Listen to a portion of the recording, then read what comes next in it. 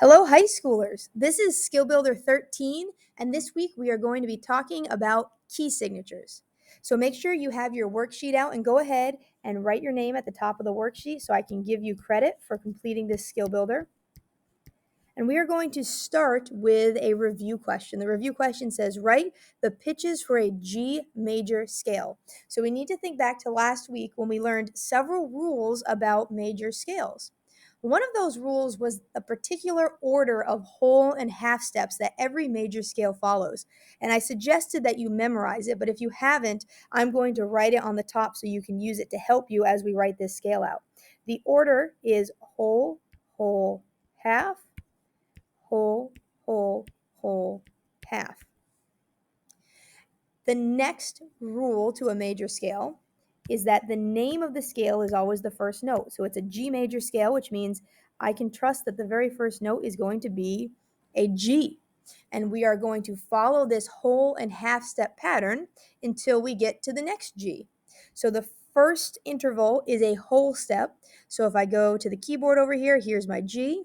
And a whole step is two half steps. So half step, half step. My next pitch would be an A, and I can check off this whole step. Another whole step, A, half step to a B. Next, a half step. Here's B. The next closest key to make it a half step is C. All right, before we do the next whole step, I am on this C. If the keyboard extended, I could keep going, but I'm just going to move back to this C so that I have more keys to work with here. So I need to go a whole step. Here's 1, 2 to get to the note D. Another whole step. 1, 2, E. Another whole step. I'm on E, I go to F, and then up to this black key. Now we have a choice. We can either call this note F sharp or G flat. And there was a rule we learned last week that all of the notes go in successive letter name order, which means if we just played an E in the scale, the next note has to be an F something because in the musical alphabet, F comes right after E. So we are going to call this note F sharp. It would be incorrect to call it G flat, even though that is another name for that pitch. And finally, we have to go a half step from F sharp to G. We end on the note name or the letter name of the key, which should be a good indication that we did this correctly. So here is our G major scale. And for this scale, you can see that we have one note that is sharp or flat. We have an F sharp. And as we went through the examples last week, and if you were to go through every key, you would notice that they all have a unique number of sharps or flats, either one or more sharp or flat or no sharps or flats. And that information is used to create the key signature. And a key signature is important, as you know, because you've been looking at key signatures in music for a long time. It's important to indicate at the beginning of the music which notes are sharp or flat so that you don't have to keep writing sharp or flat next to the notes. So let's go down here. We're going to talk about a couple of characteristics of key signatures and then learn a little bit more about them. So the first thing we have here is that a key signature communicates which notes are sharp or flat. You probably already knew that. Hopefully that's not new information to you as high school musicians. Here's another thing that you probably know but don't realize you know, where it's located. So a key signature is located after the clef, whatever instrument you play. So it's either after the treble clef, alto clef, bass clef. You have your clef first on the line, immediately followed by the key signature, and it's before the time signature.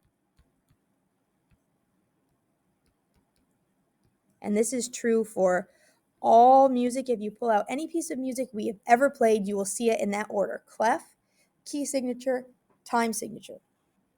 And the last thing that we're going to spend most of today talking about is that it follows a specific order of sharps or flats. What that means is if you have a key signature with one sharp, it's always going to be the same sharp because sharps are added in a specific order. So let's go down a little bit further here to the order of sharps. So like I just said, anytime you have sharps in a key signature, they are added in a specific order. The first sharp will always be F. If you have two sharps, you'll always have F and C sharp. And again, if you had, let's say, four, it would be F sharp, C sharp, G sharp, and D sharp. It's important to memorize this order because you don't want to have to sit there and look at the key signature, even though the sharps or flats are on the correct line or space. That would be a pain to have to figure that out every time. You should be able to just memorize this and quickly reference it when you need to know what is sharp or flat in a piece of music. We do have a fun saying to help us memorize this. Fat cats go down alleys eating birds. And I have my little picture over here of a cat ready to eat. So maybe you can visualize that when the next time you get to a key signature and you have to figure out, oh, which of those notes are sharp? I see four sharps. Which ones are they? And then you can say, oh, fat cats go down. That means it's F, C, G, and D sharp. Let me show you a couple examples of this, and you might be thinking, well, I can only do one of these because I only read one of these clefs. But here's the great thing about this order. Like I said earlier, you don't need to be able to read any of these notes to know what the key signature is. Over here, we have the alto clef, which our violas read, and I have just one sharp. If I look at my order of sharps, it says if there's just one sharp, it's going to be F sharp. So I can write F sharp under this and be confident that that is that note. Now our viola players would be able to say, yes, that sharp sign is on the space F. So it also is indicating with the position of the sharp which note is sharp. But you will never see just one sharp on a different line or space. It will always be on the F space or line depending on your clef. Let's move to another one. Here's my treble clef, and I have four sharps. So if you look up at the order of sharps, we'll have F sharp, C sharp, G sharp, and D sharp. Again, they are on the correct lines or spaces for those notes, so you could do it the hard way and figure it out by reading each of them, but there's really no need to do that. You should be able to look at this key signature and say, okay, F, C, G, and D are all sharp. All right, the last one over here, I have 1, 2, 3, 4, 5, 6 sharps in bass clef. So if we look at our order of sharps, the easiest way to say this is it's everything but B sharp. So if I start at the beginning, fat cats go down alleys eating. That is the key signature. Now you're probably all hoping you never have to play in that key signature, and I can promise you in high school orchestra we probably will never play with 6 sharps, but if you play in the pit orchestra for a musical or maybe have a solo that's a very high level, you may have to do that at some point. So it's important to be able to figure out that key signature. So that's the order of sharps, and as you probably can guess, flats have a similar order as well. So you can flip the page, I will scroll down here, and here is the order of flats. B, E, A, D, G, C, F. I don't have as fun of a saying for this, but when I think of the order of flats, the first thing I think about is the first 4 spell out the word bead. B, E, A, D. And in high school orchestra, you probably won't get much past 4 sharps. I can't imagine, 4 flats. I can't imagine we would ever have more than that in a piece. But again, if you got to something that was a higher level, you may have to go past that. So for up to 4 flats, you're thinking about beads. These are the type of beads I like to think about. We made all sorts of things with those in the 90s when I was growing up. So I have a little visual for you there. And then the last 3 flats are G, C, and F. You already know something that has the acronym GCF, so it just makes sense to reinforce that and think greatest common factor. And I have some math over here. I know that you probably don't want to be thinking about math right now, but it doesn't make sense to learn a new acronym when you already know one. So order of flats, BEAD, greatest common factor. Now, you may have already noticed something interesting about the order of flats, which is that if you read it backwards, you have fat cats go down alleys eating birds. The order of flats is just the order of sharps backwards. So technically, you only have to memorize one and then can work backwards.